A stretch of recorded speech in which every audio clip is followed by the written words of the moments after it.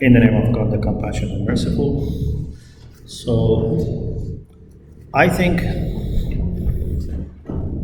if you understand the significance of unity, then you cannot limit yourself to working for unity in a particular field or a sphere. We need to work for unity everywhere. Unity in family, unity in community, unity among Muslims, unity among all believers, unity among all human beings. So any ground for unity should be not left without attention. Therefore, it's not possible that I work for unity between, for example, Islam and Christianity, and then don't want to work for unity among Sunni and Shia Muslims, for example. I want to work for unity everywhere.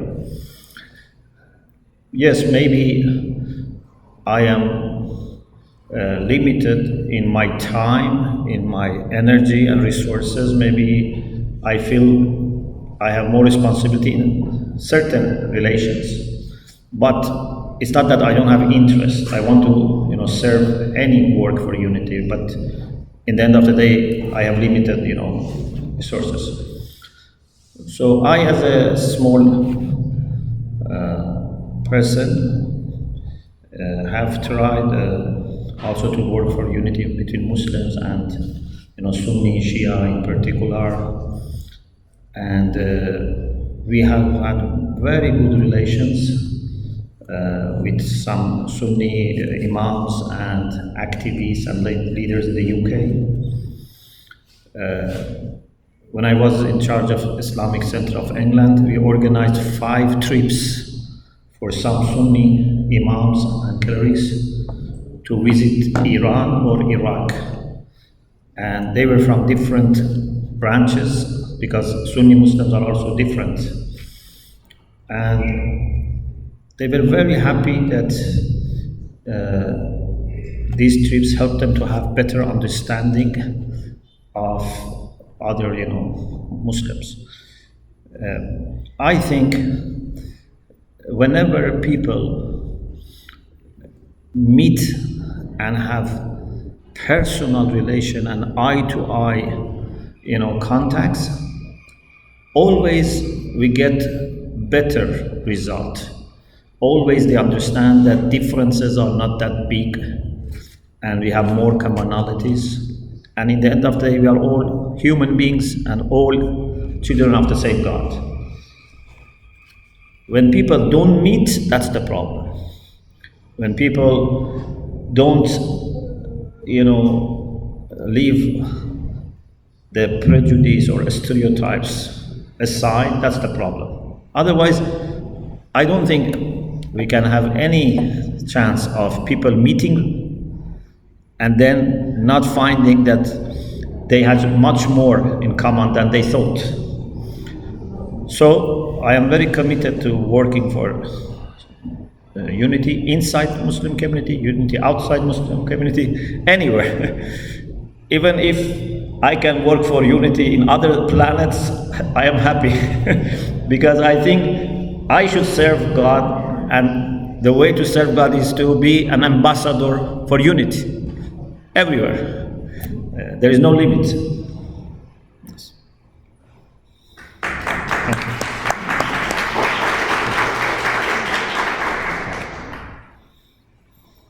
Tem uma outra pergunta dessa vez, se existe uma estrutura organizada que ajuda nessa missão do diálogo.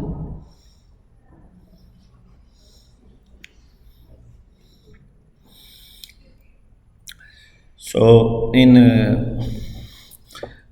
Iran, we have an organization which calls for unity of Muslims, and it is called the منظمة التقريب الإسلامي. So the idea is to work for unity of all Muslims. And they have even university that people from different branches of Islam, they can study their own jurisprudence, their own theology. In the UK, there is no such dedicated organization, but there are many groups who work together. But we don't have one national body that particularly works for this. It's more personal initiatives of people.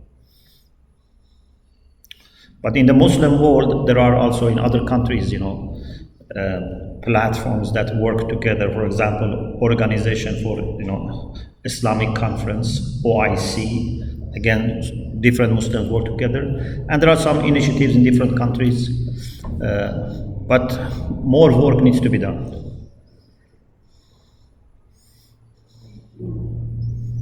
Uma outra pergunta pode parecer básica, mas é uma coisa que nós brasileiros não temos muita,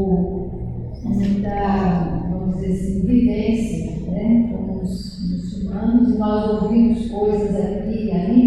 Então, tem uma pergunta que gostaria que o senhor explicasse: qual é a diferença entre os muçulmanos xiitas e os muçulmanos sunitas?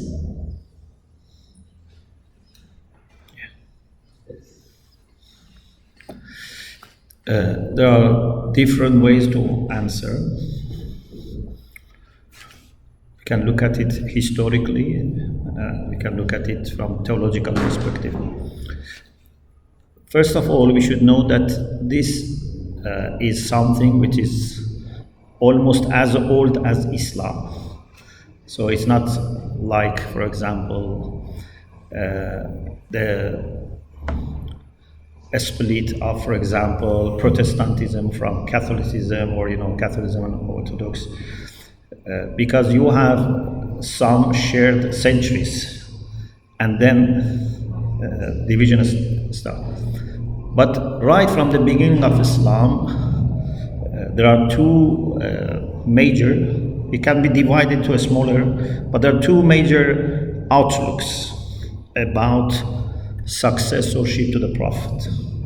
So the Prophet passed away in the year 10 after Hijrah, okay? So it means just from the beginning, there were two versions. One version is that successor to the Prophet has to be appointed by God. And even the Prophet had no role in deciding. He just had to declare who was chosen by God. Who was chosen by God. And so the Shia have this outlook. So we believe that the successor to the Prophet was Imam Ali, who was chosen by God, declared by the Prophet.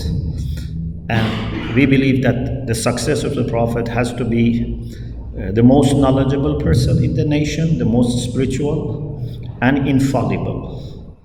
And then after him, again, by the will of God, is the second person.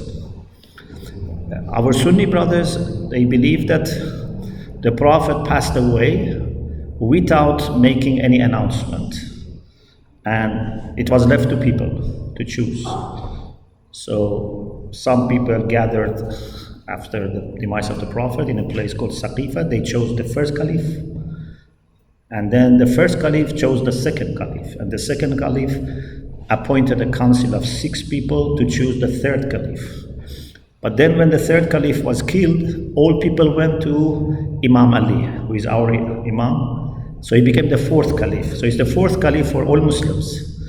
But he's the first Imam for the Shia Muslims. So there are two ways of looking at successorship to the Prophet. For Shia is a divine position. God can decide who would be successor to the Prophet. For Sunni Muslims, it's up to people to choose. And that person doesn't need to be the most spiritual person or the most knowledgeable person. So many Sunnis, they agree that Imam Ali was the most knowledgeable, but they say it just happened that another person was selected. But this is historical, and we don't need to fight over what happened 14 centuries ago. What is important is that all Muslims love Imam Ali and the household of the Prophet. We just need to work together on how we can better benefit from their teachings. You can be Sunni or Shia, but we all love the household of the Prophet, and we think we can better benefit from their teachings, even if we have historical differences. This is a very brief way of understanding what happened.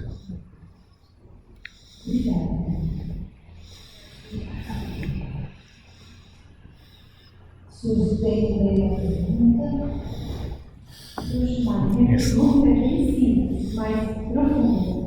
Hoje de manhã, quando os senhores estavam falando para a gente, me passou assim esse desejo de conhecer qual foi a sua primeira impressão quando conheceu o Chiara pela primeira vez.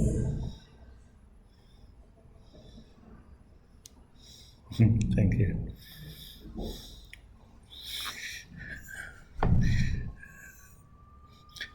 I met Chiara before I met her.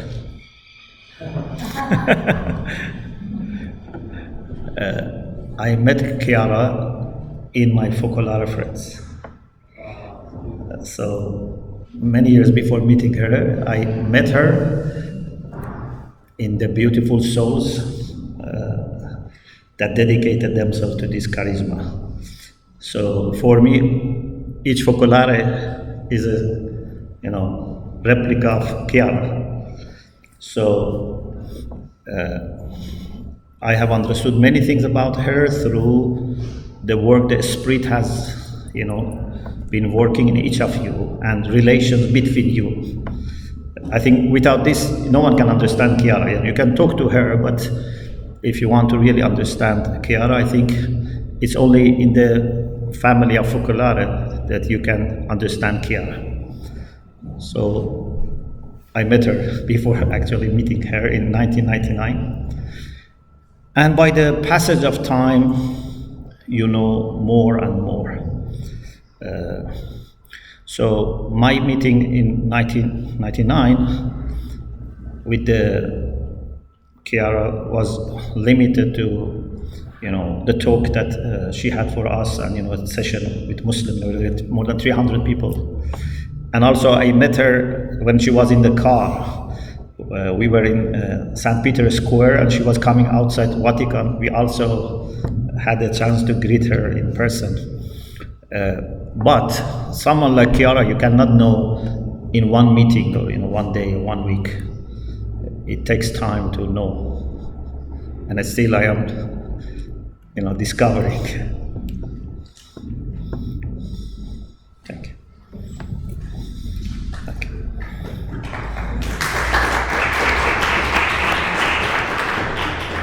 Vou fazer uma pergunta para a mulherzinha. Por que o diálogo religioso é importante aqui no Brasil? O que o senhor acha? Por que é importante a gente ter o diálogo religioso?